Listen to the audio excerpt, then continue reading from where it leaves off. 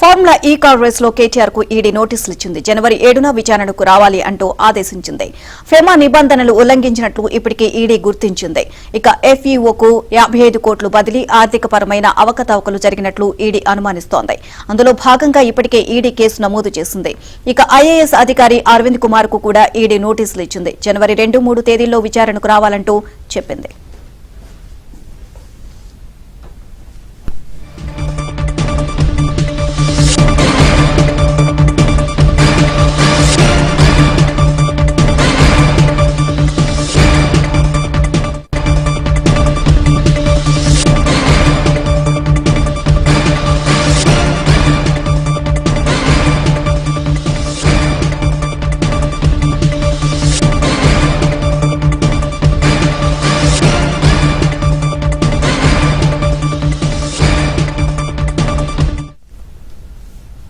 Formula E car రేసులో కేటీఆర్ కు ED నోటీసులు ఇచ్చింది. జనవరి 7న విచారణకు రావాలంటూ ఆదేశించింది. ఫెమా నిబంధనలు ఉల్లంఘించినట్లు ఇప్పటికే ఈడీ గుర్తించింది. ఇదే అంశానికి సంబంధించి మరింత సమాచారం మా క్రైమ్ కరెస్పాండెంట్ ప్రవీణ్ అడిగి తెలుసుకుందాం. ప్రవీణ్, ఈ కేసు విచారణకు సంబంధించి ఏంటి వివరాలు? ఫార్ములా ఈ కార్ రేసు వ్యవహారంలో కేటీఆర్ కు ఈడీ నోటీసులు జారీ చేసింది.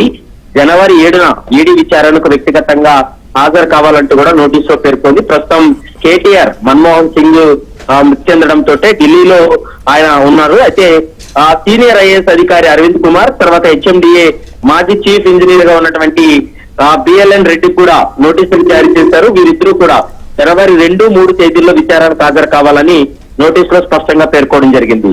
ఇప్పటికే ఏసీబీ ఎఫ్ఐఆర్ ఆధారంగా చేసుకుని టీఎంఎల్ఏ కింద కేసు నమోదు చేసినటువంటి అధికారులు పూర్తి స్థాయిలో విచారణ కొనసాగిస్తున్నారు. ఫెమా నిబంధనలు ఉల్లంఘించినట్టు ఇప్పటికే కొంత ఆధారాలు సేకరించినటువంటి ఈడీ దానిపైన పూర్తి స్థాయిలో దర్యాప్తు జరిపేటువంటి అవకాశం అయితే కనపడుతుంది.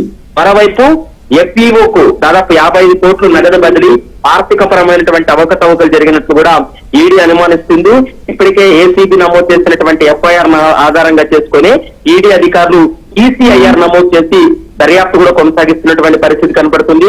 ఇక జనవరి 2-3 తేదీల్లో అరవింద్ కుమార్, మరోవైపు హెచ్ఎండిఏ మాజీ చీఫ్ ఇంజనీర్ ఉన్నటువంటి బిఎల్ఎన్ రెడ్డిని విచారణ జరిపితే మరికొన్ని అంశాలు బయటపడతాయని పోలీసులు భావిస్తున్నారు. మరోవైపు ఈ 55 కోట్లు కూడా ఫెమా నిబంధనలు ఉల్లంఘించి మనీ లాండరింగ్ ఏమైనా పాల్పడ్డారా, విదేశీ అకౌంట్లకు జమ చేసే సమయంలో ఆర్బీఐ రూల్స్ ను ఫాలో అయ్యారా లేదా అనేటువంటి అంశాలన్నిటిపైన కూడా పూర్తి స్థాయిలో విచారణ కొనసాగించి స్టేట్మెంట్ రికార్డ్ చేస్తారు. జనవరి 7వ తారీఖున అయితే మాత్రం కేటీఆర్ ను వ్యక్తిగతంగా విచారణకు పిలిచారు కాబట్టి అతను స్టేట్మెంట్ కూడా రికార్డ్ చేసిన తర్వాత తదుపరి చర్యలు తీసుకునేటువంటి అవకాశం అయితే కనపడుతుంది. నవీ, thank you Praveen, thanks for the updates.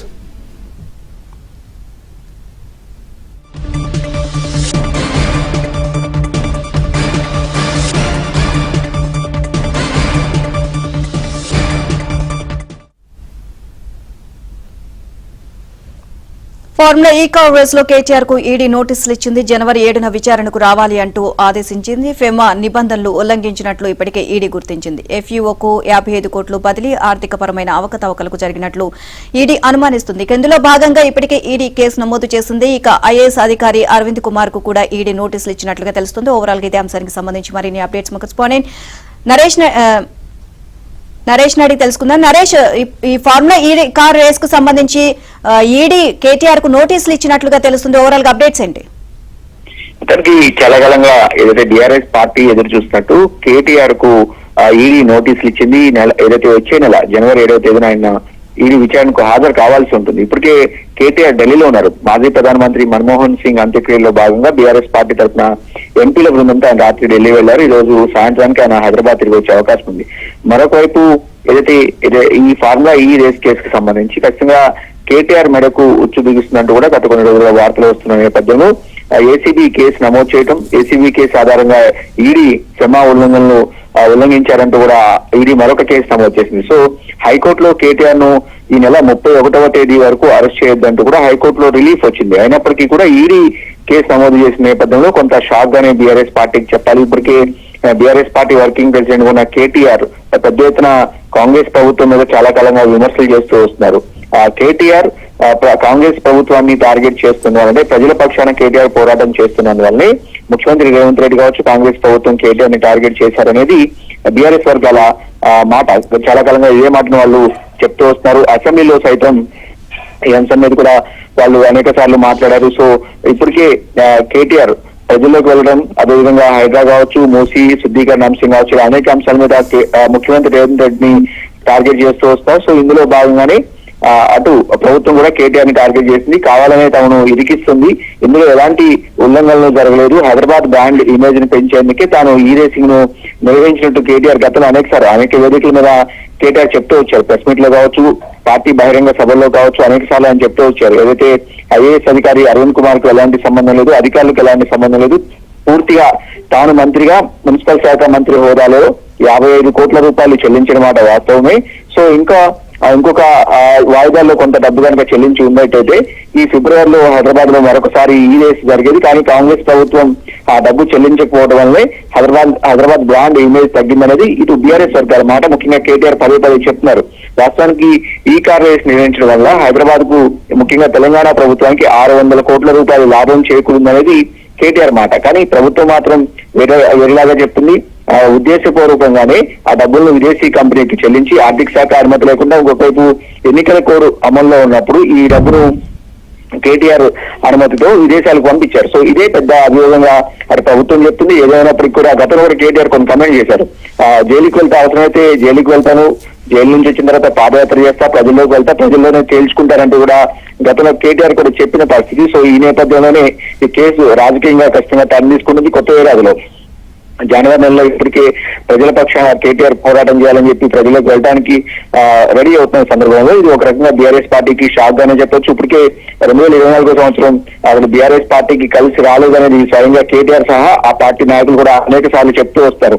అటు అసెంబ్లీ ఎన్నికలు ఓటమి తర్వాత కేసీఆర్ అనారోగ్యానికి గురి కావడం, తర్వాత కవిత మార్చి 15వ తేదీన ఢిల్లీ లిక్కర్ స్కామ్ లో ఆమె జైలుకి వెళ్లి దాదాపు 5.5 నెలల పాటు జైల్లో ఉండటం, ఇప్పుడు కేటీఆర్ కు ఈడీ నోటీసులు కావచ్చు, ఇవన్నీ కూడా బీఆర్ఎస్ పార్టీ అయితే ప్రస్తుతం గడ్డు పరిస్థితులను ఎదుర్కొంటుంది. ఇవే కాకుండా ఔటర్ రింగింగ్ అంటే ఓఆర్ఆర్ కు సంబంధించిన విషయంలో కూడా విచారణ జరిపిస్తామని చెప్పి ఇప్పటికే ముఖ్యమంత్రి రేవంత్ రెడ్డి అటు అసెంబ్లీలో ప్రకటించారు. అదేవిధంగా విద్యుత్ కొనుగోలు అంశంలో కావచ్చు, అదేవిధంగా కాళేశ్వరం విషయం కావచ్చు, ఇవన్నీ కూడా కేటీఆర్ కావచ్చు, కేసీఆర్ కావచ్చు, హరీష్ రావు కావచ్చు, బీఆర్ఎస్ పార్టీ ముఖ్య నాయకుల చుట్టూ అయితే చుట్టుకుంటున్నాయి. నరేష్, 7వ తేదీన కేటీఆర్ విచారణకు హాజరవ్వచ్చు అని అంటారా? లేకపోతే చాలా మంది ప్రతినిధులు కూడా విచారణ అనగానే ఏదో ఒకటి సాకు చెప్తూ ఉంటారు, మాకు హెల్త్ బాగాలేదని, లేకపోతే ఏదైనా అర్జెంట్ వర్క్ ఉందని, ఈ విధంగా వాళ్ళు చెప్పడం జరుగుతుంది. సో ఈయన మరి కేటీఆర్ కూడా హాజరయ్యే అవకాశం ఉంది అని చెప్పేసి అనుకోవచ్చు అంటారా? అసలు ఖచ్చితంగా, ఎందుకంటే కేటీఆర్ ఈ కేసులో ఖచ్చితంగా విచారణ ఎదుర్కోవాలని చెప్పి బీఆర్ఎస్ పార్టీ పరంగా ఇప్పటికీ ఒక నిర్ణయానికి వచ్చారు. అందులో భాగంగానే కేటీఆర్ కి సంబంధించిన లీగల్ టీం కావచ్చు, బీఆర్ఎస్ పార్టీకి సంబంధించిన లీగల్ టీం కావచ్చు, అనేక కేసులను స్టడీ చేసి ఎలా అంటే విచారణ సమయంలో ఎలా విచారణ ఎదుర్కోవాలి, ఈ కేసు నుంచి ఎలా బయటపడాలి అనే దాని మీద కూడా కొంత గత కొన్ని రోజులుగా రీసెర్చ్ చేసిన పరిస్థితి. ఎందుకంటే అనేక మంది నాయకులు ఒకవేళ ఇప్పుడు కేటీఆర్ స్థాయి నాయకుడు విచారణ ఎదుర్కోకుండా పక్కకి వెళ్తే ఈడీ 7వ తారీఖు కాకపోతే ఇంకొక తేదీ నాడు కూడా ఖచ్చితంగా వెళ్లాల్సి ఉంటుంది. గతంలో కూడా మనం కవిత ఎపిసోడ్ చూడొచ్చు. కవిత కూడా ఢిల్లీ ఈడీ లిక్కర్ స్కామ్ సంబంధించి ఈడీ కేసు నమోదు చేసిన నేపథ్యంలో ఆమె 2-3 సార్లు విచారణకు హాజరు కాలేదు. కానీ తర్వాత ఎట్టి పరిస్థితులను తప్పించుకోలేకపోయారు. సో ఇప్పుడు కూడా కేటీఆర్ కూడా ఖచ్చితంగా ఈడీ విచారణకు హాజరవుతానని చాలా రోజులుగా చెప్తూ వస్తున్నారు. ఎందుకంటే విచారణ చేసుకోవచ్చు, తాను సిద్ధంగా ఉన్నాను అనేది కేటీఆర్ గతంలో అనేక సార్లు చెప్పారు. ఇప్పుడు బీఆర్ఎస్ పార్టీ వర్కింగ్ ప్రెసిడెంట్ గా ఉన్న కేటీఆర్ కనుక ఈడీ విచారణ నుంచి తప్పించుకుంటే ఖచ్చితంగా రాజకీయ విమర్శలతో పాటు ప్రజల్లో కూడా చులకనయ్యే అవకాశం ఉంటుంది. ఎందుకంటే తప్పు చేశారు కాబట్టి విచారణ నుంచి దూరంగా జరుగుతున్నారు, విచారణకు హాజరు కావట్లేదు అనే విమర్శలు వస్తాయి. కానీ కేటీఆర్ ఇంతకుముందే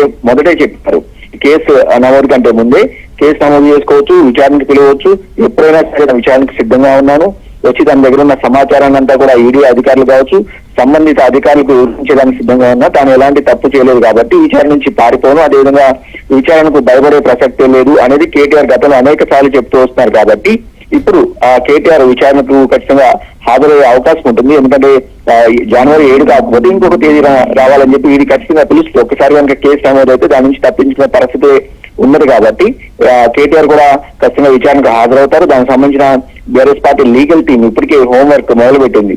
ఎలాంటి ఈడీ ముందు ఎలాంటి వాదన వినిపించాలి, అప్పుడు జరిగిన పరిస్థితులు ఏంటి, ఎందుకు ఫార్ములా ఈ రేసింగ్ హైదరాబాద్ లో నిర్వహించాల్సి వచ్చింది, నిర్వహించడం ద్వారా వచ్చిన లాభాలేంటి హైదరాబాద్ కి అనే అంశాలను కూడా ఈడీ ముందు గట్టిగా వాదనలు వినిపించాలని చెప్పి కేటీఆర్ ను ఇప్పటికే మానసికంగా కూడా సిద్ధంగా ఉన్నారు. వాస్తవానికి చాలా కాలంగా బీఆర్ఎస్ పార్టీ క్యాడర్ కావచ్చు, లీడర్స్ కావచ్చు, అదేవిధంగా ముఖ్యంగా కేటీఆర్ కావచ్చు, వాళ్ళు మానసికంగా చాలా కాలంగా సిద్ధంగా ఉన్నారు ఈ కేసుకు సంబంధించి విచారణకి వెళ్లాల్సి ఉంటుంది, వెళ్తే అవసరమైతే జైలుకు కూడా పంపించే అవకాశం ఉంటుందన్న మాటలు ఖచ్చితంగా గత కొంతకాలంగా ఆ పార్టీలో గత 2-3 నెలలుగా సాధారణంగానే వినిపిస్తున్నాయి. సో కాబట్టి ఖచ్చితంగా కేటీఆర్ అయితే విచారణకు హాజరవుతారు. ఈ రోజు ప్రస్తుతానికి ఢిల్లీలో ఉన్నారు. ఈ రోజు సాయంత్రానికి హైదరాబాద్ చేరుకుంటారు. చేరుకున్న తర్వాత పార్టీ నాయకులు కావచ్చు, సీనియర్ నాయకులతో సంప్రదింపులు జరిగే అవకాశం ఉంది.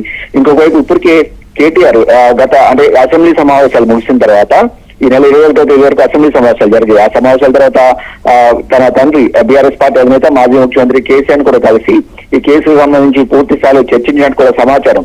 సో ఎప్పటికప్పుడు కేసీఆర్ కూడా తన వ్యవసాయ క్షేత్రం నుంచి పార్టీ ముఖ్య నాయకులు కేటీఆర్ కావచ్చు, హరీష్ రావు కావచ్చు, కవిత, అదేవిధంగా పార్టీలో ఉన్న మాజీ మంత్రులు, సీనియర్ నాయకులతో ఎప్పటికప్పుడు సంప్రదింపులు జరుపుతున్నారు. ఖచ్చితంగా కేటీఆర్ కేసు వ్యవహారం కనుక విచారణకి పిలిస్తే ఎలా ముందుకు వెళ్ళాలి, ఎలా ఎదుర్కోవాలి, తదనంతర పరిణామాలు ఏంటి, అదేవిధంగా ప్రజల్లోకి ఈ అంశాన్ని ఉద్దేశపూర్వకంగానే